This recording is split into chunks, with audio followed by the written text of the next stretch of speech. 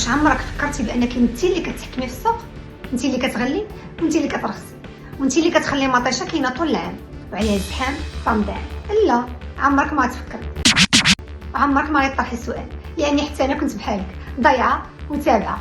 وهادشي علاش كنشارك معك هاد الفيديو. عندك عادي مطيشه اللي هي الطماطم اللي لقاوها في السوق كي الصيف كي الشتا، وفي الدار كتلفيده ما كانش. جيب مطيشه، نسيت مطيشه، وطيحي وتنوضي على قبل مطيشه. وهادشي اللي كيطرا في رمضان، خدامه كطحني وتخزني في الفريد. واجي اذا قلت لك ما نقدروش نزرعوا مطيشه طول العام، انا دابا فلاحه نقولها لك، مستحيل نزرعوا الطماطم في الليالي والبرد، الله خلقها في الصيف فقط. حنا لما كنزرعوا مطيشه في الصيف كتفشش علينا، باغا الشمس وباغا الهواء، من حقها حقوق النبات.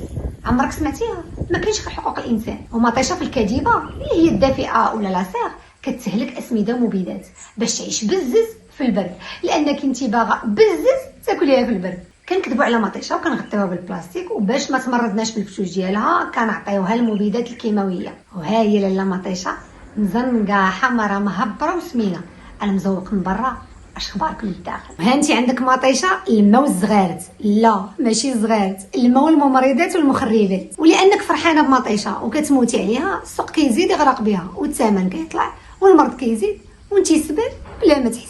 ولاني كنت بحالك اليوم كننظم ورشات باش حتى انتيا تخرجي من منطقه الضياع. مع سهام ما كتاخديش المعلومه، كتعيشي المعلومه وبعمق. غادي تتعرفي على البديل الحقيقي ديال صلصه الطماطم وغيره في الورشه المقبله ديال يوم الاحد 8 فبراير باذن الله. شكرا للاخوات اللي تسجلوا معنا في الورشات وكيستثمروا في المشروع الصحي.